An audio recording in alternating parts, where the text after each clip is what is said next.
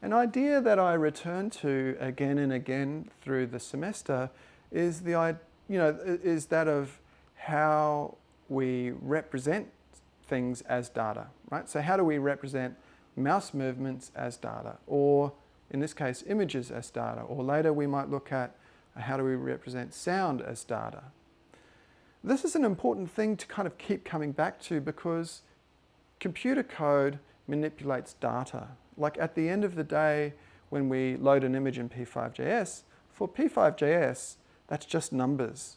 So for us as programmers, we sort of need to understand how does P5.js see that data. Before we dive in, here are some common digital image formats. You probably know this already, so I won't go into a lot of detail, but JPEGs, GIFs, and PNGs are some of the most common file formats, and here are the key differences. JPEGs are good for full color photo images, but they don't have any transparency. GIFs are good for flat color images that need some transparency, but not shades of transparency. So a GIF can either be fully opaque or fully transparent. A PNG is kind of like a cross between the two. PNG can have full color photographic sort of data, image data, and it can also be transparent, and it can have varying shades of transparency. The image that you choose will depend on what you want to do with it. So if you're creating a side-scrolling game, you might use a JPEG for the background because you don't need any transparency and the full color range is useful. You might use a GIF for explosion effects or simple graphics like that. And you might use a PNG for drawing a character sprite that has some shadows or partial transparency in it. In P5.js, we load an image in the preload function, which is a special function that runs before setup and before draw. In the first part of the semester, we talked about setup runs once at startup, and then draw goes after that. But there's actually another function, preload, that goes before setup. And we need preload because in the web, everything tries to load at once. And we can end up with a problem if we have a large image file that takes longer to load than our sketch. What can end up happening is we get into the setup and the draw parts and the image hasn't loaded yet, so we may get an error. So the job of the preload function is to guarantee that the image asset is fully loaded before setup or draw starts. So that's another standard P5.js function that we define. We declare it as a variable at the top, and then we use that variable down here on line 14 and 15 with the image function. So we say image, my image, and we draw it at 0, 0, xy 0, 0. And then here we draw another image over the top, but at xy 10, 10 and smaller, 150, 150. And you can see that in the result. The second smaller Mona Lisa is in the top left. There's another really useful function called tint, and we can use that to give our images a tint of a color or even make them slightly transparent. So here we make the color red, we give it a red tint, then we give it a green tint, and then we give it a gray tint. The tint function accepts any of the standard color arguments that we would use for background or fill. You can see the result here. At the back is a red Mona Lisa, then a green Mona Lisa, then a gray Mona Lisa. As I mentioned, we can also set transparency. So here we set a tint with some alpha value. So this is kind of like half transparent. We draw the image and then we draw it again with a color.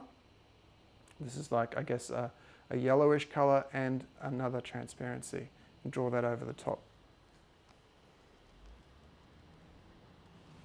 We can also play with repetition. So by using a for loop, we can draw the same image across the screen.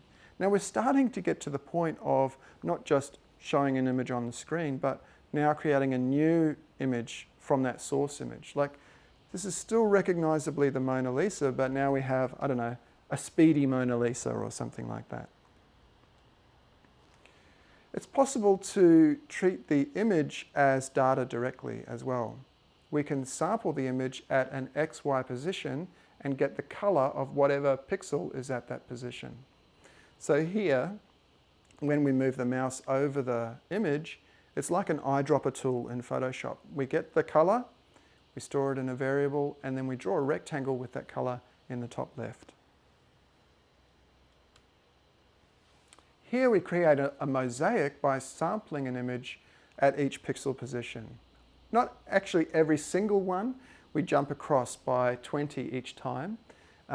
We go across and then down, and we sample the pixel at that 2020, 2040, 2060, and then draw a circle with that pixel color as the fill. So we're producing a new image that's actually completely separate from the original source image.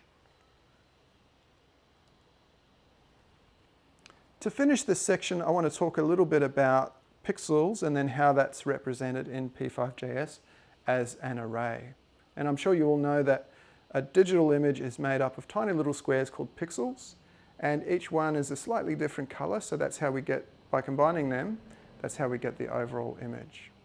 Now we know that in P5.js we represent colors as numbers. So red is 25500. We do the same here with the pixels. So each pixel is represented as a separate color in an array of pixels, which is how P5.js stores it. Now you may have come across an array already in the unit, but just to go over that, an array is basically a list, a special kind of a variable that holds a list of other data. We can give a variable any name we like, and we can store a variable inside an array, and an array can itself be a variable. So arrays can hold any kind of data and all kind of different mixtures of data. But most of the time we're going to have arrays that just hold one kind of data, like numbers or images or something like that. So here is an array of 20 numbers, and you can see we've got 1, 26, 89, 10, and so on. And I just want you to notice that there's a little number up here above. That's the index. So the first element in the array actually has index 0, and index 3 has the value 10, right? Just notice that it starts at 0, not 1. So we're kind of counting from 0 here, 0, 1, 2, 3, 4. That's a common mistake when people forget that it starts at 0. We declare an array either by saying let my array equals and then new array and how long we want the array to be. So we can declare it that way, or we can just declare it directly by writing square brackets. In the first case, we'll get an empty array of length, and in the second case, we'll get an empty array with 0 length. It's also possible to provide some initial data. So here we put the square brackets with all the data that we want to go into the array separated by a comma. So when we use that second one, we get that array directly.